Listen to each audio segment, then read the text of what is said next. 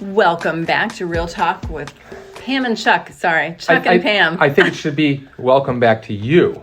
Thank you. It's been a while since we've talked. It has been. This will be 3 weeks ago. 3 weeks ago. Right. Yeah, quite a while. Took a little trip to Ireland, the mother country, and had a wonderful time there. They predicted torrential downpours the entire time that we were there, and wouldn't you know it, the weathermen were wrong. They were wrong. Well, Shocker. And it was gorgeous weather the entire time that we were there. A couple sprinkles here and there. Good. So yeah, cool trip. And I've been MIA, just trying to catch up and catch my breath, really, with getting back into the stream of things. No pun intended, because we are going to talk about one movie that's streaming and then one movie that's on the big screen, and then there's a movie that you saw that I did not. Well, there's a movie you saw that I did not. Exactly. So there's that. There is. So let's start with a biggie. Top Gun Maverick. That's about how you're supposed to say it. That's exactly right. Surprisingly, you liked this one more than I did. I think I did. That's kind of ironic, I think. Isn't it, though? See, I try not to go in with a closed mind to a movie, and I really thought this was just going to be like repeat of the first one from, and you and I talked about this, 1986. It was. And it was repeat Jesus, of 1986. it was. But I liked it better. I liked the acting better. I liked the dialogue better. And I was blown away by the cinematography and the aerial acrobats. So that's what blew me out of the water. And I like Tom Cruise. I don't know why. I've always liked him. I've defended him even when people start trashing him. I mean, I want to give him a little hug and give him a little nuggie, because I think he'd probably come up to my chin. Probably. Yeah, there are a couple shots there where they didn't cheat the way they usually do. I know, right? It's like, oh, he is short. And also Miles Teller is rather large, tall, I should say. Yes. I've interviewed him, and he's taller than you suspect. Yeah. So, he's probably like 6'1", 6'2". Yeah. He's a tall kid. But, I guess, just a real quick recap of the plot, such as it is. Right. Maverick is a dinosaur. He still flies planes, even though he should be an admiral by now, but he refuses promotion so he can still fly planes. That's what he loves, and he knows if he gets a higher rank that they won't let him do that. And he has been sent back to Top Gun school, not as a pilot or a trainee now, but as a teacher. There is a mission that has to be completed that's stolen completely from Star Wars, in which I hadn't thought of that. it is. You're right. It is exactly like the attack on the Death Star. Exactly. You got to fly through the canyon, and then you got to hit this really, really little target, and then you better fly out real quick. Oh my God. It's right out of Star Wars. You are absolutely correct. Oh my God, I missed that. That is hilarious. As they were explaining to it, I was like, no. They're really going to do this? Oh my God. Yeah, it's the attack on the Death Star. But here, I can't stop laughing. it's an attack on a yet-to-be-functional uranium plant somewhere run by somebody. We're never specific about who the bad guy is or where it is, because we don't want to piss off anyone in the real world, because no one has a sense of fucking humor anymore. Okay, I'm going to stop you for 1 sec, because I really did like the fact that even the pilots had on like these ant helmets. They look like ants flying in these battleships, and they didn't look real. They were faceless, so they were nameless, so you didn't know that was, from some other country, Captain Hugemeyer, and he's got a family at home. You don't think about that kind of stuff because they're just totally nameless bad guys. Right, yeah. Bad guys. Yeah, they're generic. Yep. You're not supposed to, you don't worry about them being blown out of the water. I like that. Well, and that was a criticism of the first film and of this one as well, is, the politics around this are, very jingoistic. It's rah rah America. Right. We have the might, we have the willpower, and whoever the enemy might be, doesn't matter. The hell with them. Yeah. But he's got to take 12 of the best of the best of the best and narrow it down to 6 to attack the Death Star. And, of course, complications ensue. And it's incredibly convenient that one of the cadets, Rooster, played by Miles Teller, just happens to be the son of Maverick's old buddy, Goose. I like how they continue the theme with the bird. Yes, Goose and Rooster. Right. And of course, Rooster is pissed at Maverick because he still blames him for his father's death. And also, he's done something else that's not very nice. Right. And of course, there's this animosity and macho bullshit between them. And then they fly. All right, and that is really the crux of the entire film is macho bullshit. Well, and it was the first film too. Right, it was. It's all about posturing. It's all about look at my abs, look at my. You were talking about Cruise's triceps and biceps. Right. Sun-drenched locations. Right. I mean, volleyball. You know what? On the beach. I'm not knocking it. Oh, I'm not either. I mean, because, it's kind of like what I said about Downton Abbey last week.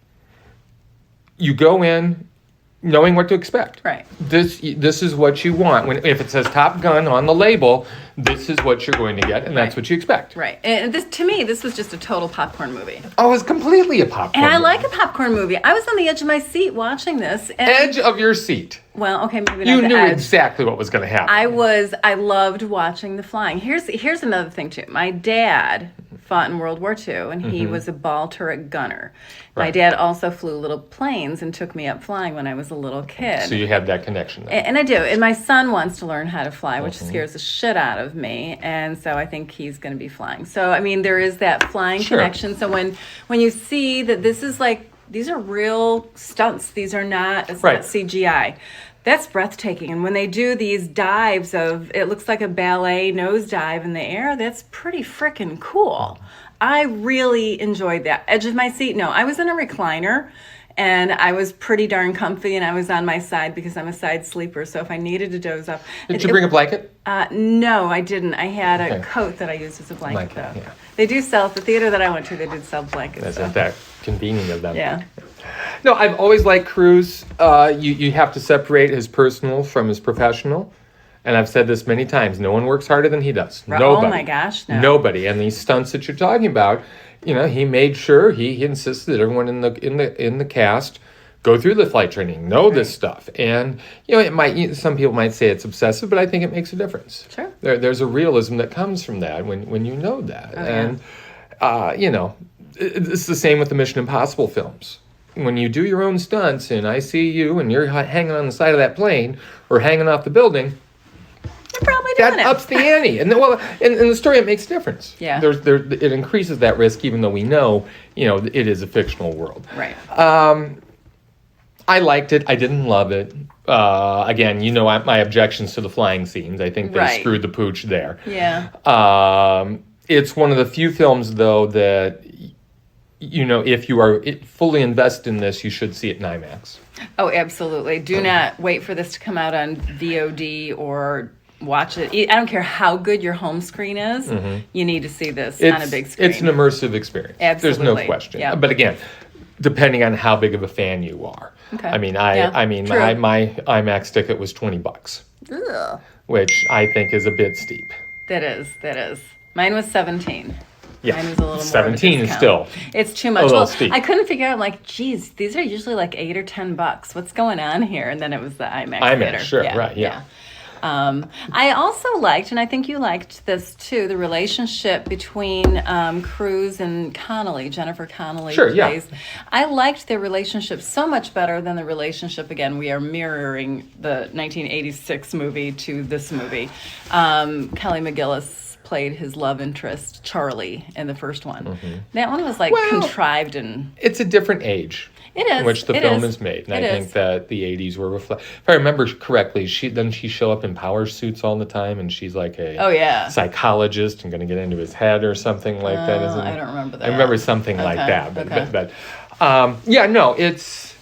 it's a much more mature thing. Even though it is a little flighty at times, and I love her. So I do too. One of my favorite scenes in the whole movie was when they were sailing that boat. That was cool because that they were picking up some real conversation between the two of them. And that was impressive sailing. Something else that added nothing to the plot. Oh, absolutely. Well, no, he was in the Navy and he didn't know how to sail. Yeah. I thought that was ironically funny. That whole opening thing, by the way, Yeah. adds nothing to the plot. You realize that, right? It just says he's a maverick. Yeah, that and he it earned reminds his us. title. Yeah, that he destroys that plane, and we get to see Ed Harris all too briefly. I know. What happened to him? And thank you, John Hamm, for taking this thankless role. I mean, I like John Hamm. He's fine here, but a thankless role as Maverick's, gruff superior officer who has to chew his ass, and a part no one really wants. But No. thank you, John Hamm. Well, and let's talk a little bit about Val Kilmer, because I didn't realize his health issues that he was having, and how bittersweet that role was that he took. Well, and that whole moment, he is in the film. I don't want to give anything more away. But yeah, that to me was the highlight of the movie, because it resonates not only just with the characters, but then off screen as well. I mean, at that time when this film was made, Kilmer and Cruise were both big stars, both on their way up, hadn't achieved, so you could sense that competition off screen and on. Right. And seeing him here and what they do with that moment, that was the best part for me. Yeah, I'm glad you brought that up. Yeah, I appreciate what you explained to me about his situation. Also, another interesting thing, and I hadn't realized this. I remember we kept thinking, "Oh, Top Gun's coming out this year." No, it's not coming out this year. Oh, it's coming out. Nope, it's not coming out this year. This was supposed to come out in 2019, in July, I think. And it got 2 years late. Pushed because of some production issues, and then COVID, and now it's finally out. So 3 years, really. Well, and again, that's all goes back to Cruise, because I know that they approached them about selling it to TV, and he insisted no. I'm glad. And he and I was reading an article about him the other day, and they point out this is a guy, he has not succumbed to, or he has never been on a TV show. You have actors, Costner you see doing it. I know Harrison Ford is in talks, has signed on for something. As they get older, now they are segueing back into TV. Sure. Cruise hasn't done that yet. He's not as old as them yet. But that seems to be the natural progression. And it's going to be interesting to see if he ultimately goes that route. I know he's got his next 3 films set up. Yeah, I saw that. So, I mean, I there's no stopping this guy.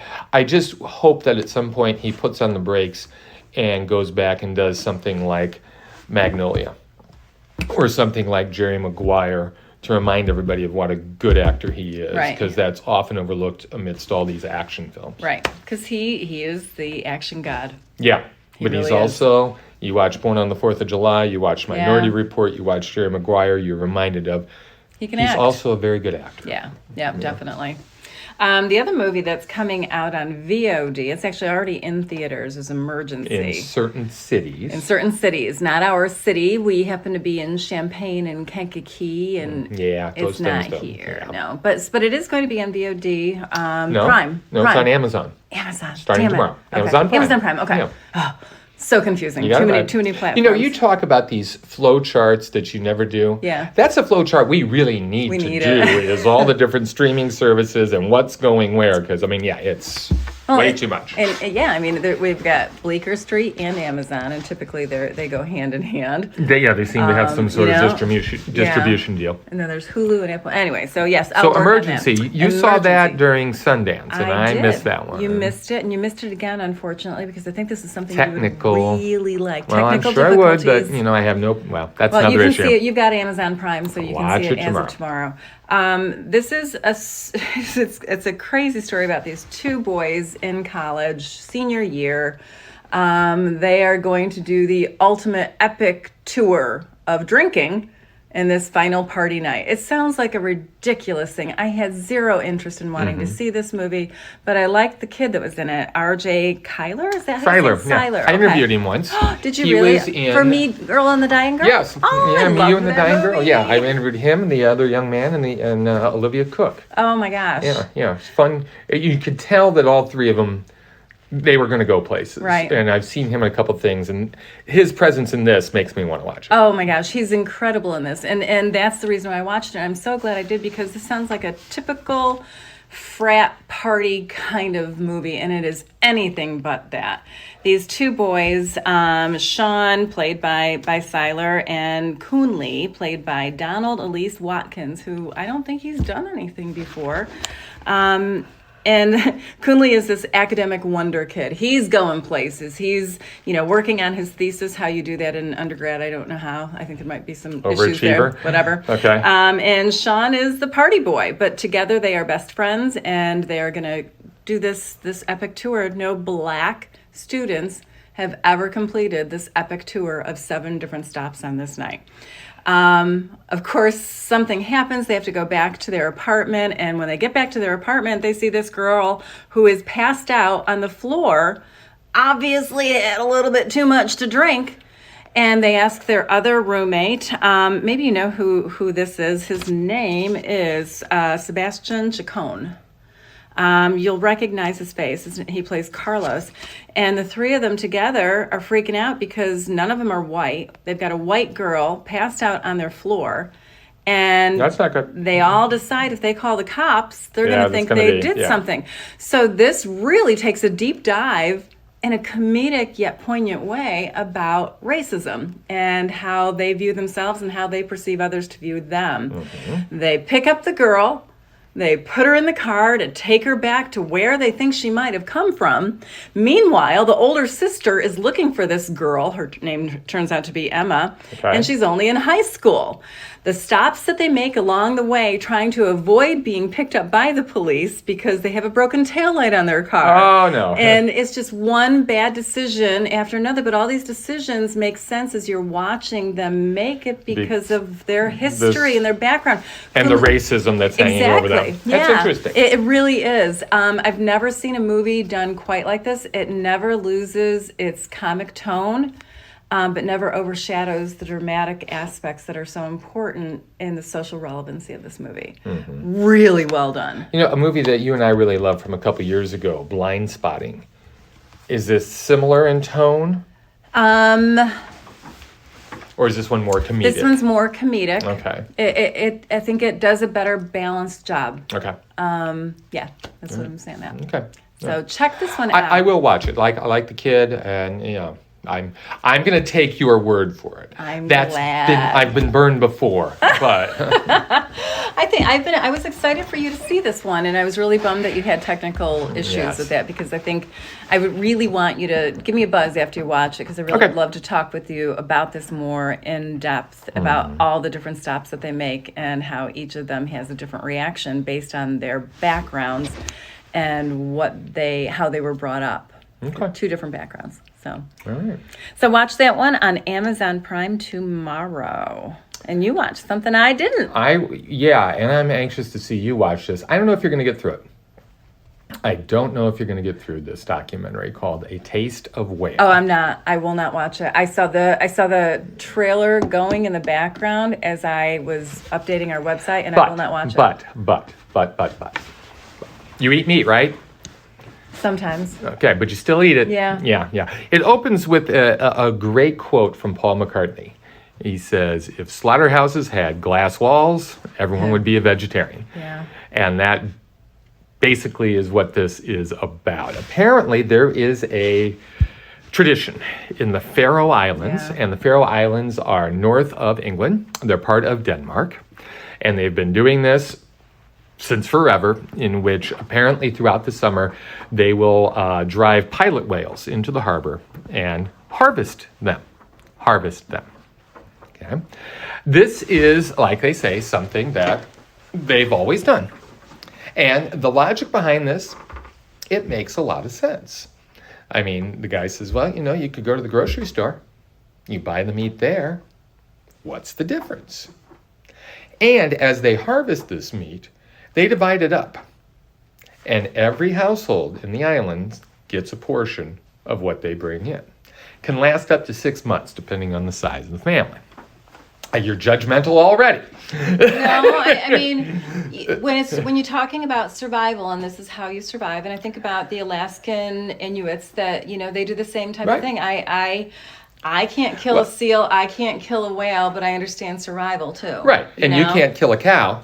No. I can't kill a cow, but I'll eat a cheeseburger in a heartbeat. So you can't really, if you're eating meat, you can't be hypocritical and judge. Yeah. And it's interesting because the movie, as directed by, what's this guy's name? Vincent Kellner. Never heard of him before. But it's going, and the way he presents this is like, yeah, okay, makes sense. And then there's a group of activists that come in from France. And they have carried along Pamela Anderson. Pamela Anderson must have read an article. Pamela Anderson must have read an article or something, had some time on her hands. She ends up being the celebrity voice for this. And it backfires spectacularly at a news conference that they have. Because you have some reporters there who really know this subject inside and out and ask her some questions. And she's just, oh, well, it's just a horrible thing and it shouldn't happen, blah, blah, blah. And the filmmaker presents these French people as meddlers, like outsiders. You don't live here. You don't know what's going on. You don't understand this. And yet you're coming in here and you're doing this. And so without doing it, and documentarians do this whether they realize it or not, most of them do realize it, they are putting forth an opinion. Sure. They can't be totally unbiased. You can't. But the thing about this movie is I was completely on the side of the people who lived in the Faroe Islands until we get to about the 90-minute part and the harvest occurs. And then all of a sudden it becomes something else completely. Because once you see the entire harbor in red, I saw once the you trailer. see what they do to these whales, it's like, wait a second here. Yeah. Even though they are outsiders, and even though really they don't belong there, there is a point. And the filmmaker ties it in wonderfully because at the end he talks about how many cows and how many birds are killed per day to feed us. Right. And once you see those numbers, after seeing what we've seen, it all you just stop. Yeah. And it's like, holy shit. Well, maybe I didn't think the way I did think at the beginning of this. That's awesome. Which, so is that going to change how you eat? Probably not. Okay. Because then there's also that whole issue of how certain things are ingrained in our behavior. I know I probably should.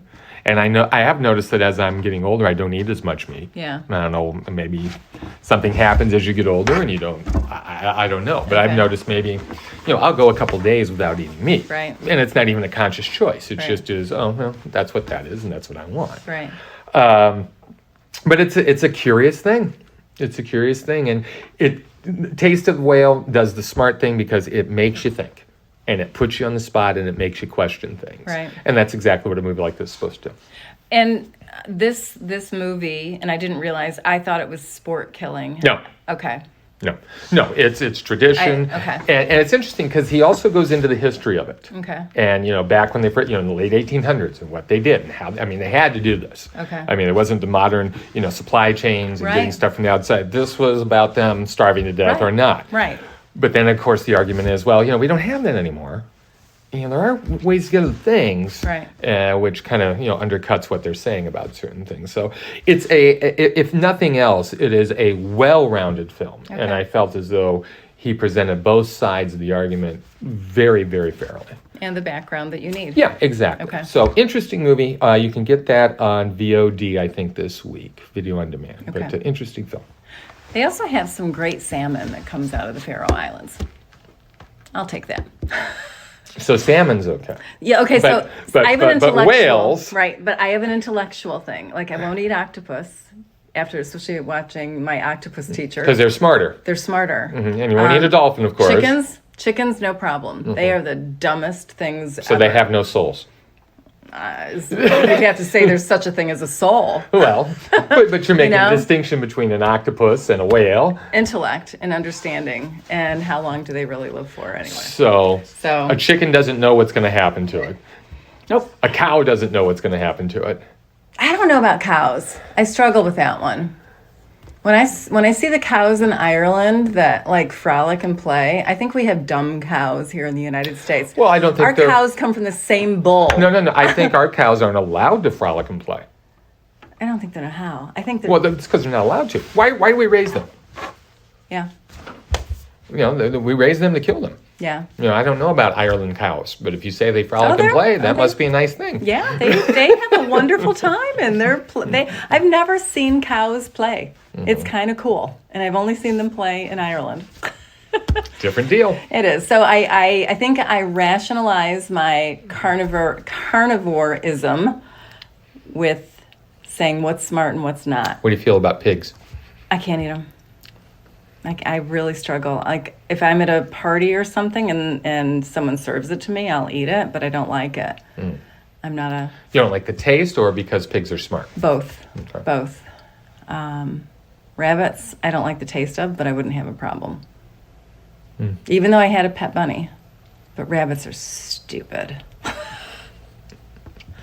Well, by that logic, we shouldn't be eating horses then. No, we should be. Oh, you think they're stupid? They let us get up on them and ride them. After breaking them. They let us break them. Okay, well then we could get in a whole humanity kind of argument now that we won't get into. I guess not, but yeah you're going to let me get up there and ride on you. I don't know about that. I think dogs are smarter than horses. I would, yeah, completely. And I think dogs are at the top of a lot. Would you eat a cat? No. Mm. Yeah, I think they're kind of smart. I'd eat a cat. You'd eat a cat? Wouldn't eat a dog. Really? Yeah. Interesting. Cats are useless. Okay, so we'd like for you to send us what animal is above the line and what's below the line for you. Your edible, non-edible animal list, please. Yeah. I'm kidding. I don't. No, I want to see it. That'd be interesting. We got anything else going on this week there, Chuckster? Not really, as far as movies are concerned. No. Any TV? I'm still sticking with The Staircase. Okay. It's very interesting, although the last episode I wasn't too pleased with. It kind of spun its wheels. But the Colin Firth Did He or Didn't He murder case with Toni Collette. Pretty good, huh? It's got me thinking. It's got me guessing. Did you watch Saul? I'm behind by two episodes. Big surprise coming your way. Oh, really? And this is the cliffhanger. This is the cliffhanger, and then we have to wait till July. Oh, okay. Yes. Okay, because we watched one episode last night, and I was bored. See it through to the end. Okay. Big shocker. Okay. I screamed. No. Yeah, I screamed an awful expletive when it happened. Okay, Chris, you're listening to this. Yeah. Party at my house. Better Call Saul this weekend. Get it caught up. Binge watched Dairy Girls. Oh, okay. Because I went to Ireland, so I had to watch Dairy Girls. Mm-hmm. Really smart, really funny about the troubles in Ireland. With girls. And the girls are a group of girls going through the normal girl thing in high school. And they're living their life while everything around them is... Going to hell. Interesting. And it's smart and it's super funny. Thank you for telling me about this, because I heard about it and I thought it was just a situation comedy. That's what I thought too, and it's not. Kelsey told me to watch it, and so I gave it a try. And they did it. On the British Baking Show, they did a special episode with the cast. Oh, did they really? Yeah, so look it up. Look that one up. Okay, cool. Awesome. All right, that one's on Netflix, I believe. Who knows? Yep, I'll do a flowchart. You can check everything out on Facebook or realtalkwithchuckandpam.com. Thanks for tuning in. See you next week.